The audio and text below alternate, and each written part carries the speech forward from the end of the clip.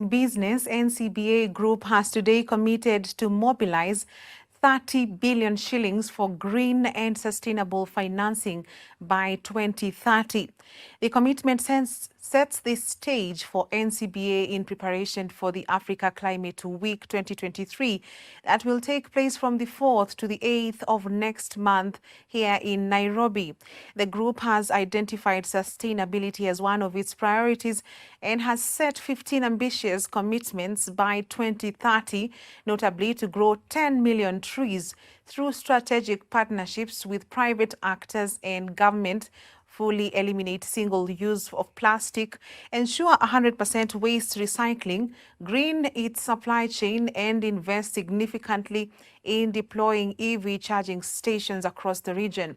Speaking during the unveiling, NCBA Group Managing Director John Gashora has noted that the bold commitment will catalyze the group's action towards a greener and more sustainable future.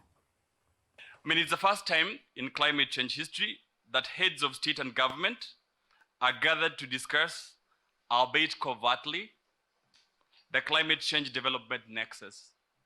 2 weeks ago, I had the chance of representing the Cabinet Secretary at the Law Society of Kenya annual conference. And one of the persons was wondering, why are you people talking so much about climate change? Why don't you talk about development?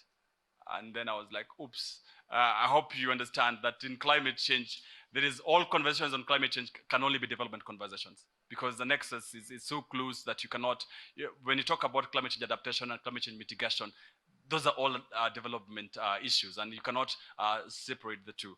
I think it's important for private sector, regardless of your company size or the sector you represent, or however complex your business is, for you to realize that you can actually make a contribution.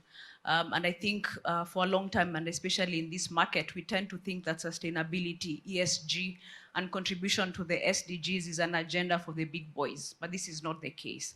Everybody can make a contribution, and the beauty of the SDGs is that the challenges are actually disguised business opportunities.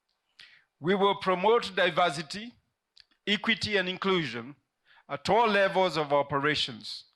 And that speaks to the 51% number that I talked about, that this is going to be a challenge at every level, not just at the bottom of the pyramid. We will provide targeted mentorships and skills for women and youth to ensure that they can fully participate in our and others' procurement processes.